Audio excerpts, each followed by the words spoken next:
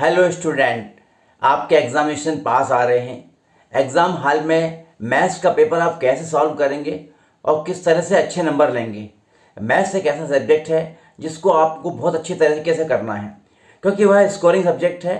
और यदि आप मैथ्स को बहुत अच्छी तरीके से करते हैं तो आपका टोटल इन ऑल स्कोर जो होता है वो काफ़ी अच्छा हो जाता है। स्टूडेंट्स, मैं आपको इस वीडियो में आज बताने वाला हूँ कि किस तरह से आप मैथ्स का पेपर सॉल्व करें और मैथ्स में बहुत अच्छे नंबर लें। यदि आप मेरे बताए हुए टिप्स को फॉलो करते हैं तो निश्चित तौर पर जानकर चलिए कि आपको मैथ्स में बहुत अच्छे नंबर मिलने वाले हैं। स्टूडेंट, मैं प्रिंसिपल अखिलेश शुक्ल सर मोटिवेटर अपने 37 वर्ष के एक्सपीरियंस के साथ लगातार आपके लिए वीडियो लेकर आता रहता हूं और आपको बताता हूं कि किस तरह से आप एग्जामिनेशन में अच्छे नंबर लेंगे और अपनी तैयारी करेंगे, पढ़ाई करेंगे। यदि आप अपनी पढ़ाई के बारे में जानना चाहते हैं, किस विषय की स्टडी आप कब करें और कैसे करें, उस संबंध में मेरा एक वीडियो है। उस वीडियो को आप जरूर देखिए, आपको उससे काफ़ी कुछ जानकारी मिल जाएगी। हेलो स्टूडेंट, शुरू करता हूं आज अपने अनुभव की बात कि आपको अपने मैथमेटिक्स के पेपर की ब्लूप्रिंट के बारे में जानकारी होना चाहिए। आपको ये पता होना चाहिए कि कौन से यूनिट से कितने नंबर के क्वेश्चन आपके पेपर में आने वाले हैं। वो क्वेश्चन शॉर्ट आंसर टाइप है, लॉन्ग आंसर टाइप है, ऑब्जेक्टिव टाइप क्वेश्चन है और उनमें कितने मार्क्स के क्वेश्चन आने वाले हैं। यदि आपको अभी तक अपने पेपर के ब्लूप्रिंट के बारे में जानकारी नहीं है तो तुरंत अपने टीचर से, अपनी बुक से या अपने किसी फ्रेंड से बातचीत करके ब्लूप्रिंट के बारे में जान लीजिए, क्योंकि बिना ब्लूप्रिंट की जानकारी के आप जो कुछ भी करेंगे आपको उसका बहुत ज़्यादा फायदा नहीं होगा, आपको नुकसान ही अधिक होगा। इसलिए सबसे पहले आप ये जान लें कि ब्लूप्रिंट क्या है, किस तरह से क्वेश्चन आने वाले हैं, तब आपको उस चीज़ का बहुत लाभ होगा और आपको उसके पढ़ने के बाद वहाँ जब क्वेश्चन करेंगे तो आपको काफ़ी उसका बेनिफिट मिलेगा।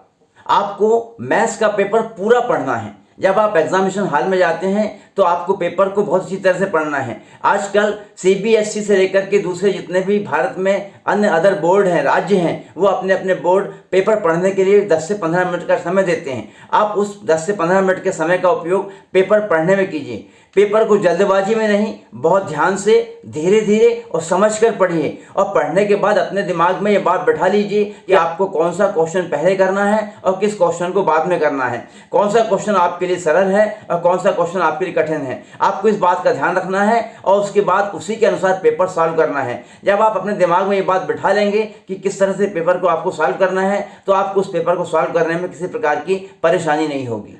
आप जब भी पेपर पढ़ रहे हैं तो आपको बहुत से प्रश्न या कुछ प्रश्न, 2-3 प्रश्न ऐसे मिल सकते हैं, ऐसे क्वेश्चन मिल सकते हैं आपको कि थोड़े टिपिकल हो या कठिन हो सकते हैं, लेकिन आप उन कठिन प्रश्नों में उलझे नहीं, परेशान ना हो। आपने पेपर पढ़ लिया है तो आप चिंता ना करें। जब आप क्वेश्चन सॉल्व करेंगे, पेपर सॉल्व करेंगे तो उन कठिन प्रश्नों का समाधान आपको मिल जाएगा और आप बड़ी आसानी से उनको कर पाएंगे। इसलिए उनको पढ़ करके उन कठिन प्रश्नों के बारे में किसी प्रकार का टेंशन मत लीजिए और आगे जब आप पेपर सॉल्व करेंगे तो उस समय तक के इस बात को छोड़ दीजिए। आपको जो भी क्वेश्चन पेपर मिला है उस क्वेश्चन पेपर को आपने पढ़ लिया है और आपको पता है कि आपको कौन सा क्वेश्चन पहले करना है। आप ये ध्यान रखें कि सबसे पहले सबसे सरल वाला क्वेश्चन करें, उसके बाद उससे कठिन, फिर उससे कठिन, इस तरह से क्रम से बढ़ते हुए चले जाएं। आप नंबर का ध्यान ना रखें। आप ये ना सोचें कि ये क्वेश्चन 2 नंबर का है या 3 नंबर का है, 4 नंबर का है। आप सबसे पहले कॉन्फिडेंस के साथ, फुल कॉन्फिडेंस के साथ सबसे सरल क्वेश्चन जो आपको बहुत अच्छे से आता है आप उसको सॉल्व कीजिए। उसके बाद दूसरे क्वेश्चन पर धीरे धीरे बढ़ते जाइए। इस तरह से आपको सीरियल का बहुत ध्यान रखना है, जिससे आपका पेपर बहुत आसानी से हल हो जाएगा, सॉल्व होगा और आपको किसी प्रकार की समय की कमी भी नहीं महसूस होगी। आपको समय का ध्यान रखना है। जैसा आपको मैंने पहले बताया कि आपको समय का ध्यान रखना है। यदि आपका पेपर 3 घंटे का है या 2.5 घंटे का है या जो समय आपको दिया गया है उस समय के अंदर आपको क्वेश्चन पेपर सॉल्व करना है और आपको ये ध्यान रखना है कि आप अंत में 10 मिनट कम से कम जरूर बचा लें, ताकि उस पेपर को आप पलट कर देख सकें, जान सके कोई क्वेश्चन ऐसा तो नहीं है आपका छूट गया है। इसलिए पूरे समय में जिस क्वेश्चन में इतना समय लगाना है उस समय को लगाते हुए क्वेश्चन को सॉल्व कीजिए। आपको बहुत अच्छी तरीके से वो पेपर सॉल्व हो जाएगा। आप क्वेश्चन पेपर को जल्दी हल करें और सही हल करें। आपको स्पीड से और एक्यूरेसी से क्वेश्चन सॉल्व करना है, क्योंकि आपको ये देखना है कि जिस क्वेश्चन में इतना समय लगना है आपको उस क्वेश्चन में उतना ही समय लगाना है। उससे अधिक आप यदि समय उसमें लगाते हैं तो आपको समय कम पड़ जाएगा और अंत में आपके पास 10 मिनट जो है वह नहीं मिलेगा, बचेगा नहीं और आपको बहुत परेशानी होगी। आप पेपर पूरा हल नहीं कर पाएंगे। इसलिए एक्यूरेसी के साथ और निर्धारित समय में, जो समय आपको दिया हुआ, बिल्कुल क्विकली आप क्वेश्चन को सॉल्व कीजिए, क्योंकि आपने साल भर पढ़ा हुआ है, आपको मालूम है, आप लगातार करते जाएंगे तो आपको किसी प्रकार की कोई परेशानी नहीं होगी और आप बड़ी आसानी से निर्धारित समय में, निश्चित समय में वो क्वेश्चन पेपर बहुत स्पीड के साथ और बहुत एक्यूरेसी के साथ पूरा कर पाएंगे। यदि आपको कोई ऐसी गाइडलाइन दी गई है या आपको आंसर शीट में कोई ऐसे निर्देश दिए गए हैं कि आपको रफ वर्क लास्ट में करना है, तो आप उसका पालन करें, उससे फॉलो करें।